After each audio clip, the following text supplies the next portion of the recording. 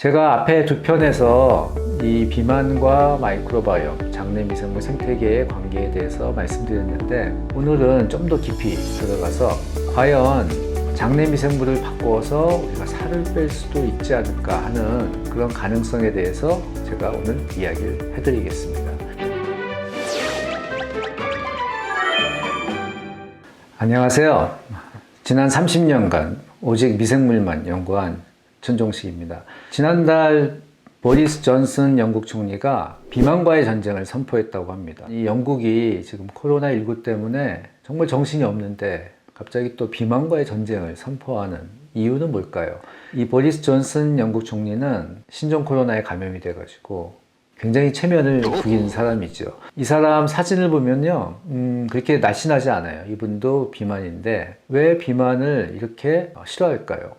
최근에 영국에서 발표된 논문을 보니까요, 영국 병원에서 코로나19 때문에 입원한 17,000명을 조사했더니 비만인 사람이 비만이 아닌 사람보다 죽을 확률이 33%가 높았다고 합니다. 그러니까 이 비만도 굉장히 코로나와 밀접하게 연관성이 있는 것이죠. 어떻게 보면은 우리가 살을 빼야 되는 또 하나의 중요한 이유가 생긴 것입니다. 코로나에 감염될 때를 대비해서라도 살을 빼야 되는 것이죠. 먼저 그 물꼬를 틀 수 있는 중요한 연구 결과가 미네소타 대학의 연구진에 의해서 생명과학 분야에서 가장 권위가 있는 이 셀이라는 학술지에 발표가 됐는데요. 그 내용을 한번 같이 들어보시겠습니다. 미국 미네소타 대학교의 댄 나이츠 교수는 태국 난민촌의 몽족과 카렌족 사람들이 미국 미네소타주로 지속적으로 이민 오는 것에 착안해서 장내 미생물 생태계인 마이크로바이옴과 비만의 연관성을 연구하기로 했다. 연구팀은 다음 4개의 그룹을 조사했다. 먼저 태국의 난민촌에 사는 몽족과 카렌족 사람들 179명. 다음 태국에서 태어났으나 미국으로 이민 와서 사는 몽족과 카렌족 이민 1세 281명. 또 미국에서 태어난 몽족과 카렌족의 이민 2세 58명. 마지막으로 비교군인 미국의 같은 지역에 사는 백인 39명. 연구진은 이 연구를 통해 이민 기간과 비만의 상관관계를 발견했다. 먼저 태국에서 이민을 온 몽족 이민 1세들은 이민을 온 기간이 길수록 더 비만 지수가 증가하는 경향이 있는 것으로 관찰됐다. 미국에서 태어난 몽족 2세들은 미국에서 40년을 산 사람보다 더 비만 지수가 높았다. 가장 비만 지수가 높은 그룹은 바로 선조가 유럽에서 건너와 최소한 100년 이상이 지난 미국의 백인들이었다. 연구진은 같은 그룹의 마이크로바이옴을 조사했다. 미국에 이민 온 기간이 길수록 비만 지수는 높아졌지만 장내 세균의 종 다양성은 감소되는 것이 관찰되었다. 이는 장내 미생물 생태계가 황폐화되고 있다는 것을 나타낸다. 뿐만 아니라 미국에서 사는 기간이 길수록 유익한 장내 세균의 일종인 프레보텔라의 비율이 줄고 대신에 서구화된 식단과 관련성이 높다고 알려진 박테로이데스가 증가하는 것을 관찰했다. 연구진은 이 외에도 수십에서 수백 년에 걸친 이민자들의 마이크로바이옴을 비교 연구하기 위해 태국에서 이민을 온 19명의 카렌 소수민족을 6개월에서 9개월까지 추적 조사했다. 이 짧은 기간 동안 19명 중 1명을 제외한 18명의 체중이 증가했다. 태국의 난민촌에 있을 때에 비해서 대부분의 실험 참가자의 단백질 섭취는 늘었고 대신에 음식의 종류는 감소하였다. 이 기간 마이크로바이옴의 변화도 관찰되었다. 특히 프레보텔라는 급격히 줄고 대신 박테로이데스가 그 자리를 채웠다. 연구진은 미국 이민으로 인한 서구화된 식단은 이민자의 마이크로바이옴도 서구화시킨다는 결론을 내렸다.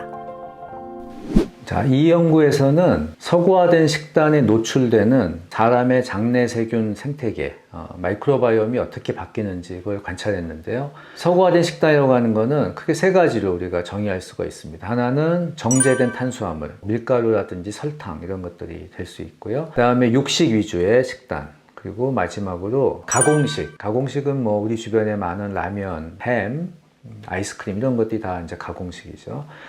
이런 것들에 노출이 되면은 인간의 장에는 원래 프리보텔라라는 세균이 많아야 돼요.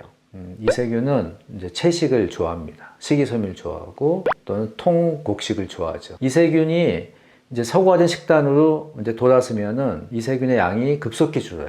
그러면은 장에는 대신에 박테로이데스라는 세균이 늘어납니다. 그래서 어떻게 보면 박테로이데스가 일종의 뭐 뚱보균 비슷한 역할을 한다고 볼 수도 있지만 꼭 그렇지는 않아요. 왜냐하면 박테로이드 자체는 우리 몸에서 이렇게 좋은 역할을 하는 세균으로 역시 알려져 있습니다.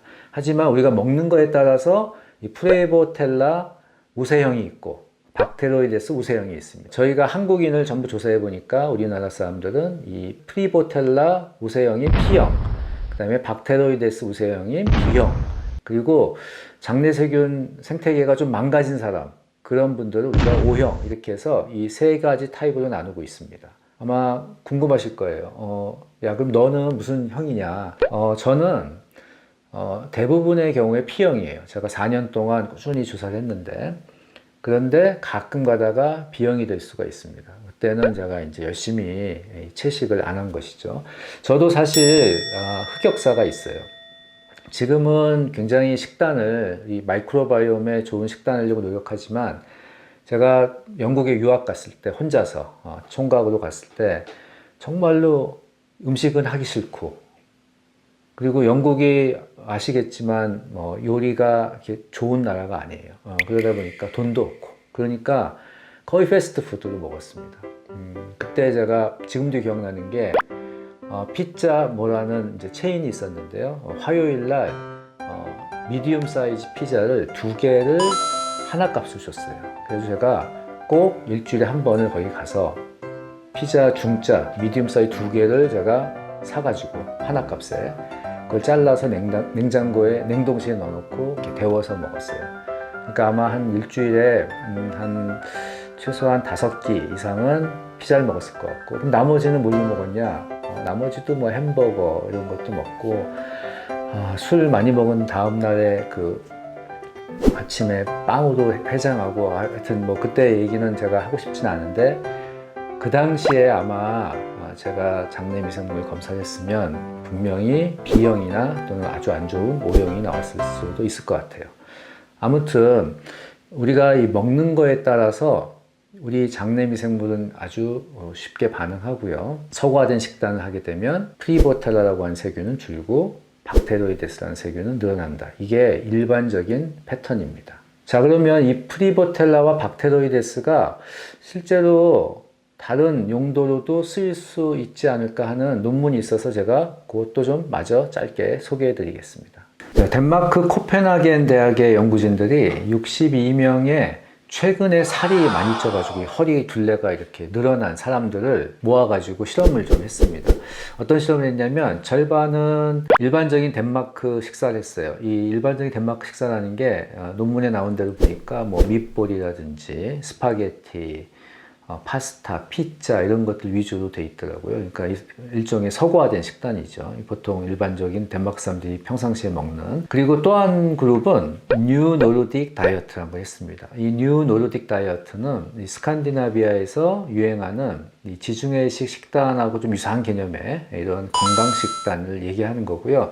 이 뉴 노르딕 식단은 통곡밀 를 먹고 식이섬유가 많은 걸 먹고 채식 위주, 야채 위주의 식단, 그 다음에 소고기보다는 생선 위주의 식단, 또 친환경, 그 다음에 제철 음식 먹는 이런 것들이 이제 포함되어 있습니다. 26주 동안 이 두 가지 다이어트를 한 사람들이 어떤 사람은 살이 빠지고 어떤 사람은 살이 안 빠졌어요. 그런데 이 살이 빠진 사람과 안 빠진 사람, 그러니까 뉴 노르딕 다이어트를 했는데 살이 빠진 사람과 안 빠진 사람이 있겠죠. 두 그룹을 비교해 봤더니 어떤 차이를 발견했냐면, 제가 앞에서 말씀드렸던 프리보텔라하고 박테로이데스 기억나시죠?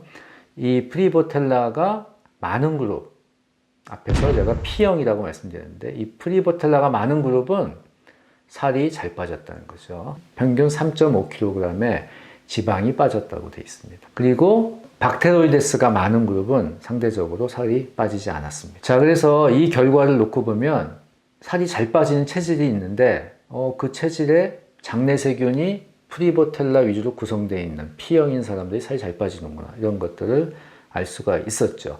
이 연구를 했던 교수님은 덴마크에서 지금 창업을 해가지고 뭔가 살 빠지는 비즈니스를 하고 있나 봅니다. 어떻게 하고 있는지 저도 궁금한데요.